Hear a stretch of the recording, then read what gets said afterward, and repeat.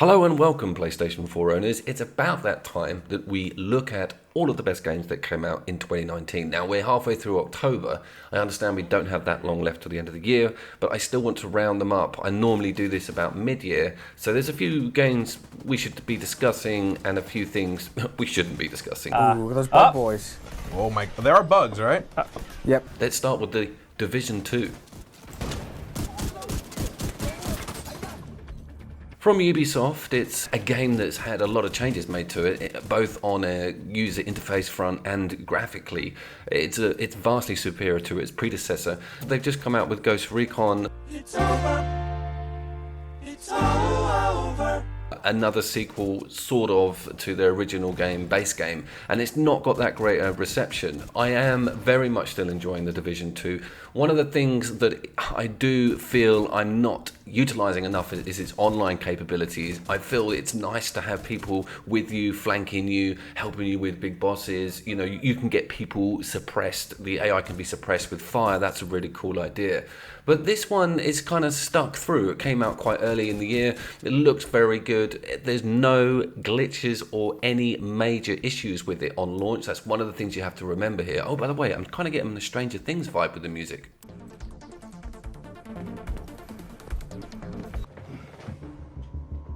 Yeah, sorry, back to the launch. It came out in a time of the year where there was loads of controversy about big AAA releases not really coming out of the gate of proper standard. And this one really did. There was no problems with it. I love the idea that it's just loot crazy. It doesn't hold back. They've changed the algorithm a bit. The first one was quite, strict with its cool drops. I'm still a little bit annoyed with its microtransactions attached to the cosmetics. It's not a big problem. It's not shoved in your face all the time. There's some really cool outfits though, and you keep getting these annoying things saying there's something new in your inventory. There's not. There's a fucking microtransaction in my inventory that you want me to look at. Okay, I digress. The Division 2 in at number 5.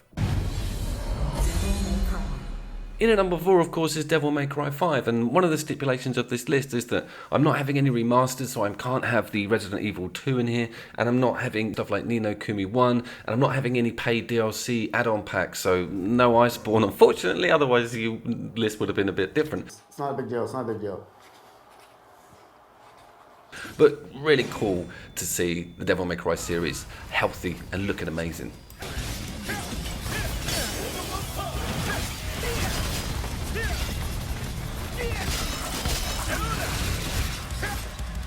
With enough tweaks to keep it fresh, but not too many to alienate its fans, with visuals that really push the system, and a return of Dante, and some awesome new characters that really do play well. I only just had to slip back into this for half an hour to get some footage, and my muscle memory just kicked in. If you're a big fan of Bayonetta, we don't have one on the system. This is the nearest thing to it. Devil May Cry 5 is visually stunning, plays beautifully, it fits perfectly in with Capcom's amazing performance for 2019, and just the online and the way that they've integrated that with some semi-co-op gameplay is very clever, and of course that crowd control sensation that you get when finally your head gets round those controls.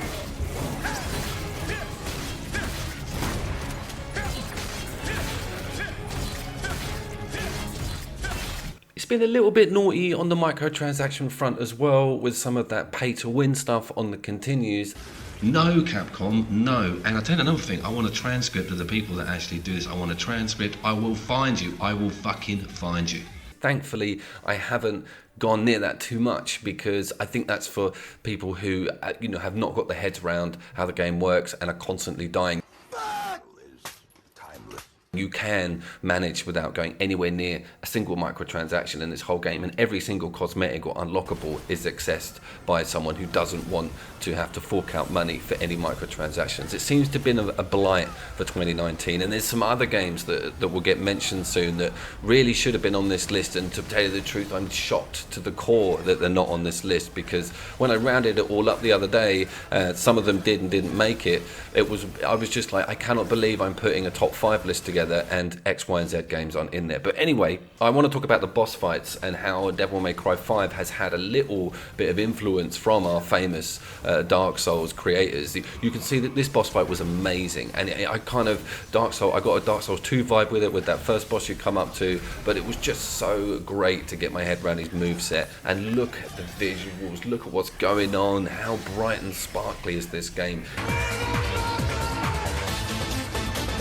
Really does make me feel proud to have a PlayStation Pro and be proud to get back into the Devil May Cry series.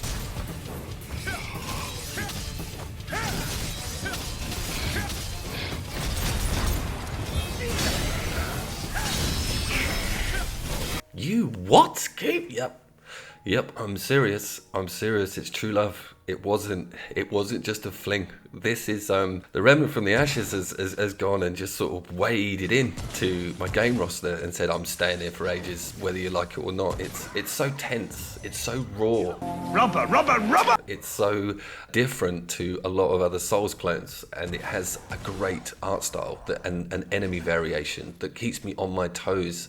And I just wriggle with joy when I discover a new boss or a new type of enemy. They're grotesque, they're disgusting, they're great fun to fight and shoot. And I love the idea of just random mini bosses coming into the map whenever the hell the game wants it to. And the fact that they're procedurally generated map layouts, and the fact that all the loot is put everywhere. You just ain't got a clue. You just have to comb everything. It's never the same game twice. In a year where the loot shooter is just bloody everywhere, and infantry management and color-coded drops and blasted different knee pads and pop socks, rare, legendary pop socks.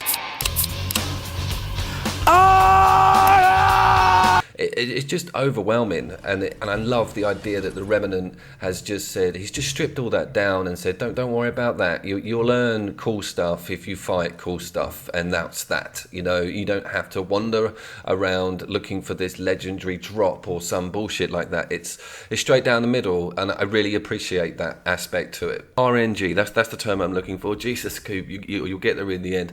That's an aspect that I don't think has a place in a game like this, and it recognises that a dice roll on loot drops is just daft. It also handles really cool online aspects. It doesn't shove it in your face. There's not stupid messages everywhere. You can play the whole game privately, not be bothered by a single person online until you proactively ask for help. That's a brilliant idea. Oh, by the way, check me out online. Watch my back!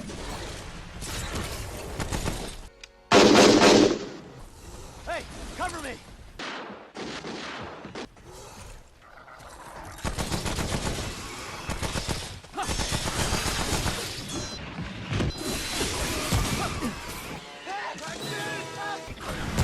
I think the term dead wood is often applied to my attendance. I think it might have something to do with my torturous introduction to the game, and the fact that I needed reminding that not all games are going to hold your hand, not all games are going to give you a mission marker and push you down a singular alleyway and just tell you what and when to do it. And the Remnant was really refreshing for me, because it just brought that back, that yeah, I can think for myself, and yeah, I don't need to be told what to do and when to do it. I want to look into this world on my own accord, and holy shit, look at this guy coming down the stairs. Never seen him before.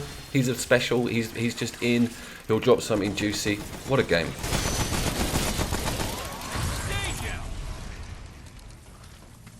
So he's just lectured us about RNG, and now he's gone and put Borderlands 3 above the other games on the list. Well, this was a dead cert, wasn't it? So there was 3 games that were dead certs for this year. One of them was Destiny 2. Blow hard. The other one was Anthem. And the other one was this one. Because you guys are worth it. And this is the only one that actually did what it was supposed to fucking do on the tin. And well done, Gearbox, actually, for shying away from that microtransaction controversy and not, shoving them in everyone's faces. And well done for making the game look like it does. You really have to get used to a pace and a blistering visual entourage like you've never seen before when you play Borderlands 3. It's fucking relentless. It's like a strobe show. Like, it's an assault on all the senses. I absolutely love it to bits. It's such an incredible sequel.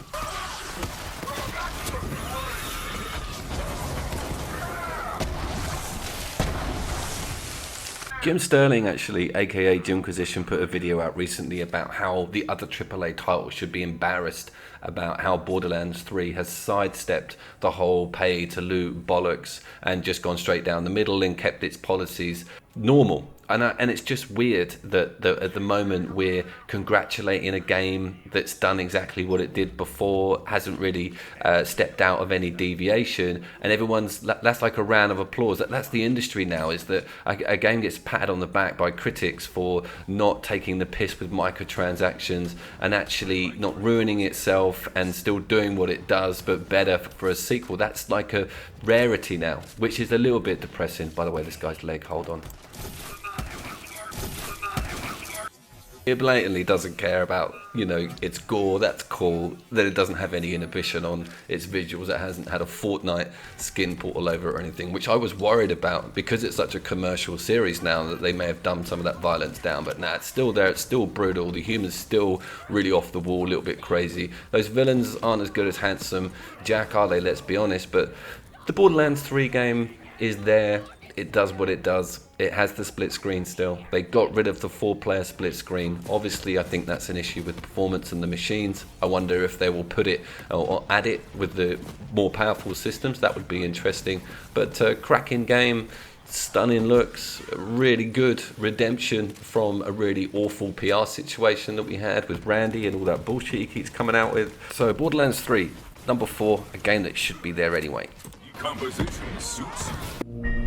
Some honourable mentions before the big reveal. Oh my god, A Plague's Tale. Ah, man, I can't believe I didn't get round to it. One of the promises of this channel was I will always play the game. The motherfucking bootleg fireworks shit! And I don't want to bullshit you, I haven't played this game yet. I will, it's on the list for the end of the year. It'll probably get a nomination. No one shuts up about it. The damn thing looks amazing. I won't ask again. Kingdom Hearts 3, a massive JRPG with Disney and Square Enix, a huge AAA title everywhere. The scene is massive, the backstory, there's a damn hour-and-a-half prelude when you start playing it. I will get to it. I'm not chomping at the bit to, obviously, because there's a lot on my plate at the moment. I have to look at it before the end of the year, and I promise to. So Kingdom Hearts is another honourable mention. It's over. Whatever we had, Coop, it's over. It's finished. It's finished. Just hold on, hear me out. There's a lot. There's a lot on my Facebook groups. I get people enraged saying, how dare you cyber this game? How dare you think this game's any good? And I'm always like, have you played it? And they're like, no, but that's not the point. Well, that is the point with The Surge 2.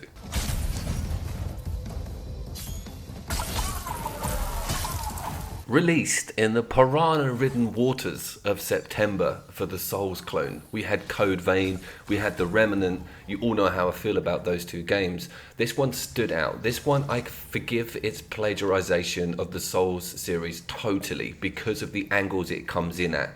The combat is so detailed in so many different directions that it's barely recognizable as a Souls clone. It's almost like, as I said before, like a For Honor slimmed down version. Every encounter is tense. Every encounter is full of options. Every weapon has a different moveset. Every piece of armor has a different perk. It's so in-depth and so beautiful looking that it's just impossible to ignore this game for 2019.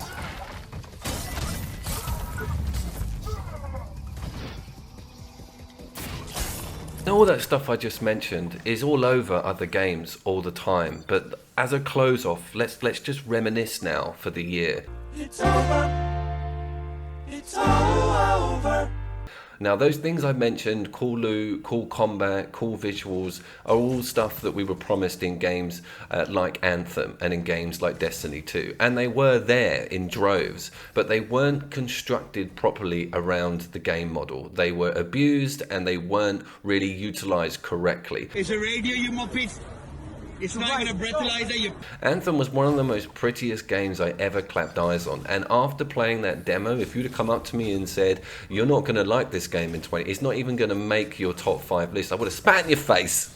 I wouldn't have spat in your face, but I would have been very shocked at you saying that. And The Surge 2 is a great example of the fact that you really don't need these huge, massive teams of AAA producers and writers and production. You just need a solid game idea, you need a solid framework, and you need to utilize it correctly in all the right directions. It's also got me on the aesthetics. I'm a big fan of robotics, I'm a big fan of apocalypse future games. I love enemies that are just possessed and crazy machine zombie monsters.